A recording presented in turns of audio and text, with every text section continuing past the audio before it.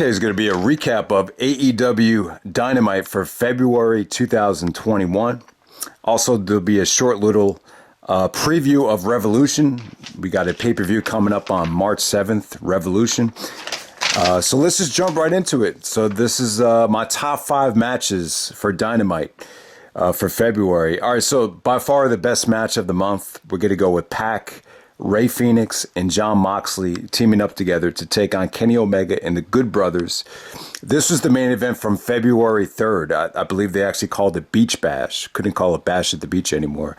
But yeah, you know, this 6-man tag, incredible matchup right here. This is one of the best Dynamite matches ever. I mean, you probably had, besides the Young Bucks, I would say these are probably the 4 most talented AEW members in the same match. It was just awesome stuff. I just remember this being action-packed, high-flying, hard-hitting.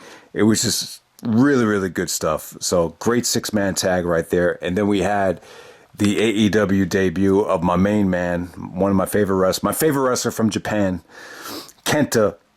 KENTA makes his AEW debut. He does the go to sleep on Jon Moxley's to set up the New Japan match on 226. So yeah, KENTA debuts with his go to sleep club T-shirt. He's got like pink hair. Wasn't really feeling the pink hair, but yeah, man, it was cool to see KENTA debut. He actually did main event the very next Dynamite, but you know, they're in a working relationship right now with New Japan. You know, there's rumors that Okada is going to come to AEW soon, but I don't know. I don't know what to expect. I'm a little disappointed that, you know, the KENTA relationship, you know, I don't know. It's like you saw him for 2 weeks, then you didn't see him. As of right now, he's not announced for the pay-per-view. So it's you kind of feel a little bit teased, you know, but hopefully we could get KENTA on a AEW pay-per-view soon. I think KENTA versus Kenny Omega, that sounds like, you know, the best matchup that any company can deliver in the United States right now, if that ever does happen. So yeah, bottom line is, guys, if you haven't seen that 6-man tag from Beach Bash, it was a pretty awesome main event. It was I just thought everybody brought their A game. Just great stuff. All right, so the second best match of the month, we have KENTA teaming up with Kenny Omega to take on Jon Moxley and Lance Archer from February 10th, the main event. This is Falls Count Anywhere, but it was great, though. This was really good stuff. Usually I'm not a big fan of these brawls all over the arena, but they actually kept this quite entertaining. It just seemed like everybody brought their A game because KENTA was involved. They made Lance Archer look really strong. He took the pinfall, Lance Archer, but I thought they made him look really strong here. So I thought he actually brought it there. So, you know, just good stuff.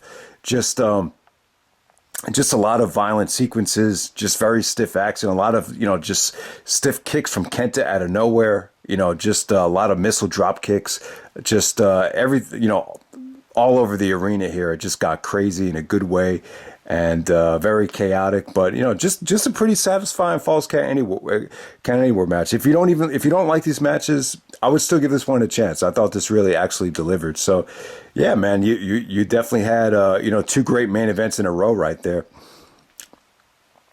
And then I would probably say the third best match of the month, I'm going to give it up to Serena Deeb taking on Riho from 217, part of the tournament match. So the winner of this tournament is actually going to face Hikaru Shida at Revolution. But yeah, Serena Deeb and Riho, good stuff right there. But, you know, Serena Deeb is very toned. She's in great shape. Rio's very small, light, and, you know, she could just do a lot of, you know, great, you know, pinning predicaments, maneuvers, and it just made for a great athletic combination right there. Just really, really exciting stuff from both girls right there. So that's Serena Deeb versus Riho from 217. All right, so it's kind of tough. Like the last 3 matches, there was 3 matches on the February 24th show that I thought were really good. Oh yeah, there's another match that I'm missing. All right, so number 4, the 4th best match, I'm going to go with Darby Allin, Joey Janella from February 10th. I thought that was a really good match. You know, these Janella matches, like, they kind of come out of nowhere. You really don't see him for a long period of time, and then he'll have, like, these matches where they just come across very creative.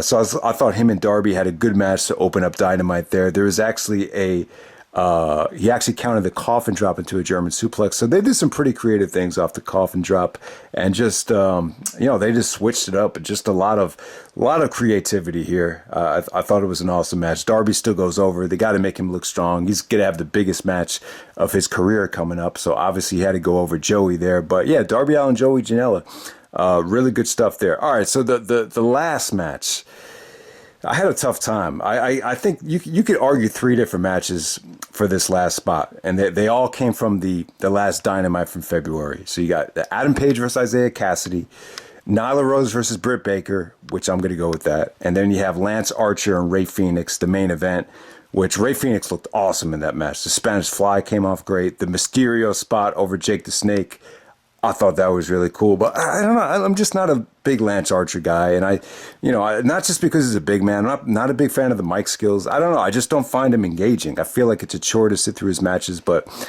give Rey Fenix credit. I thought he looked good in that match. Adam Page and Isaiah Cassidy was good. Step in the right direction for Isaiah Cassidy. I actually thought this was quite an engaging match.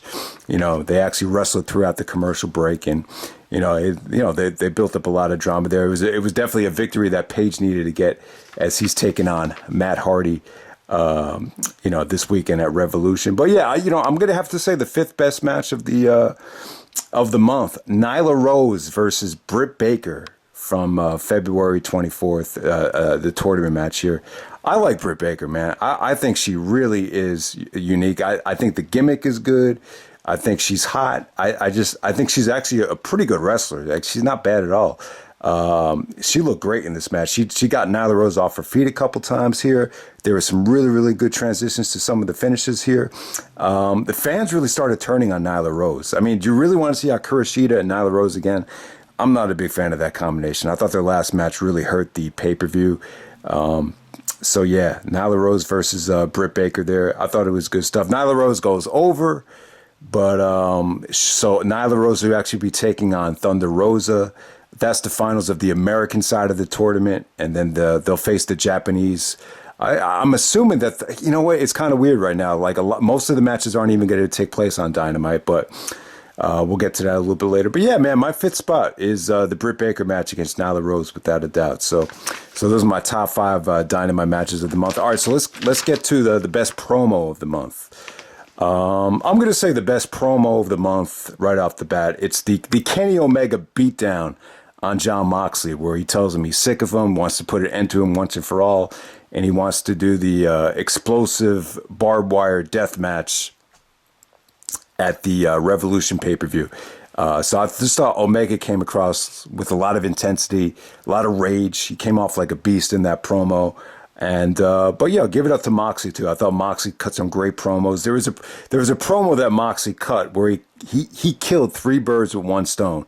It was another good promo on Eddie Kingston. He also touched on the Kenta match, and then he wrapped it up by talking about Kenny Omega. So I thought Moxley actually consistently cut some of the best promos of the month. But I just feel like the Omega, beat down on Moxley, that's probably the best promo of the month.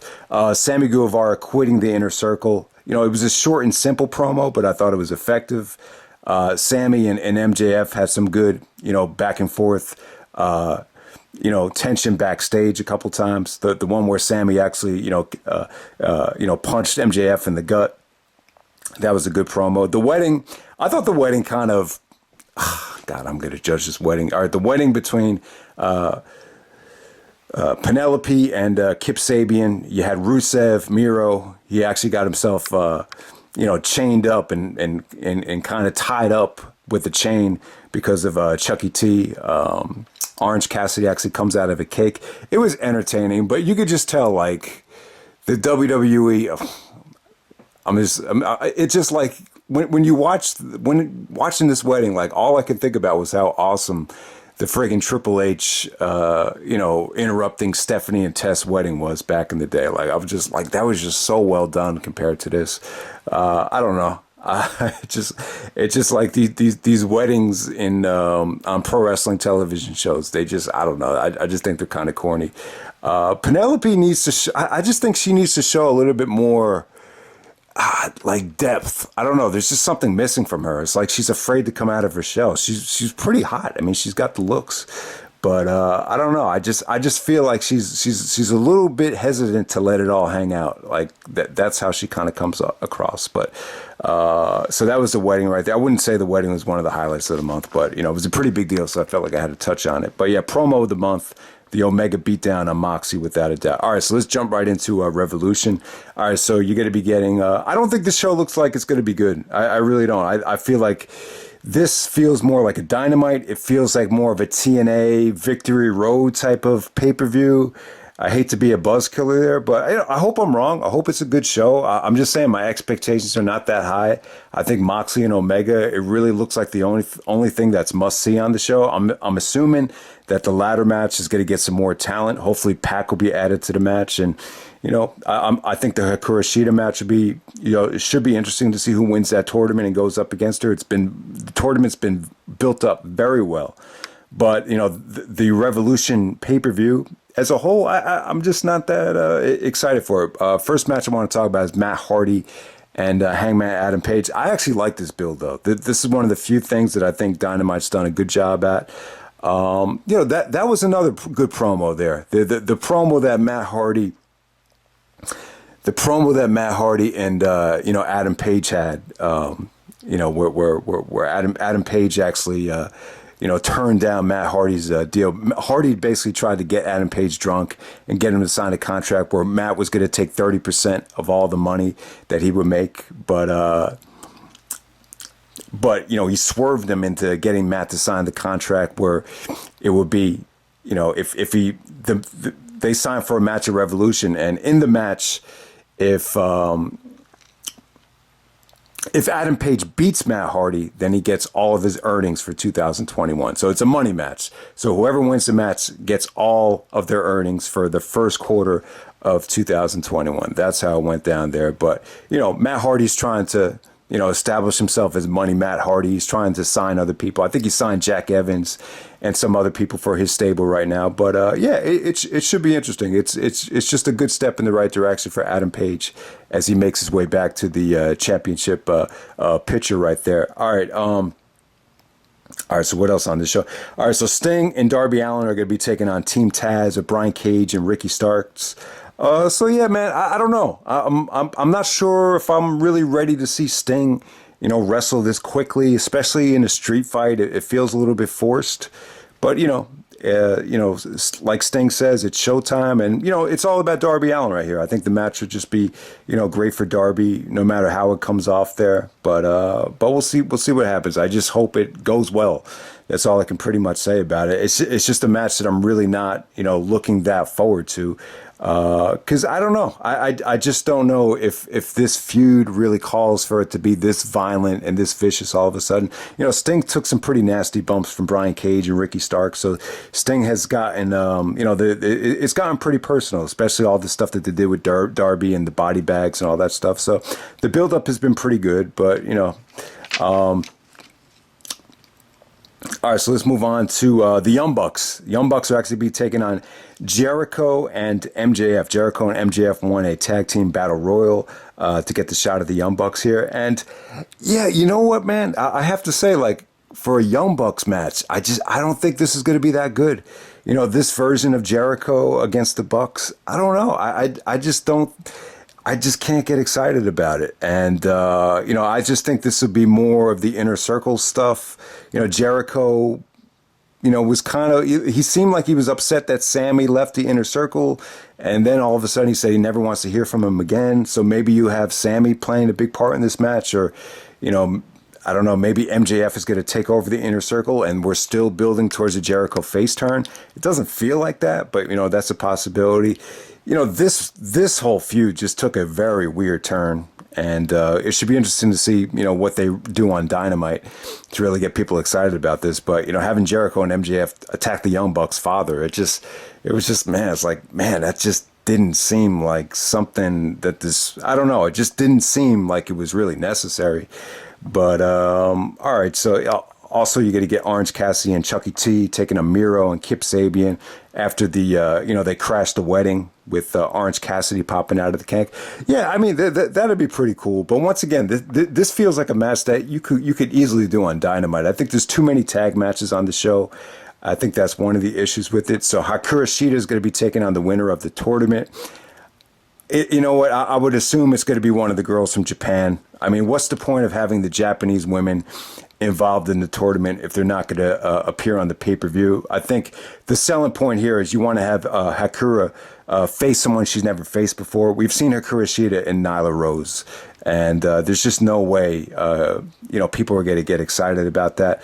Hikaru Shida versus Thunder Rosa is still a possibility, but I think we've seen that too. So I think you want to see her face somebody from Japan. So we'll see what happens there. The TNT ladder match should be a lot of fun. I'm not going to lie. I'm sure that's going to be crazy. Lance Archer's going to be in the match. Who else is in the match? Cody is in the match.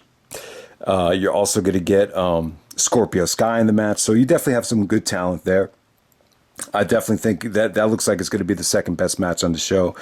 And then we'll wrap it up. Jon Moxley versus Kenny Omega for the AEW World title. This is the third big money match that they've had. You had the Winter is Coming match where Omega took the belt. You had the Full Gear match, which was a lights out match, which was, that was a crazy match.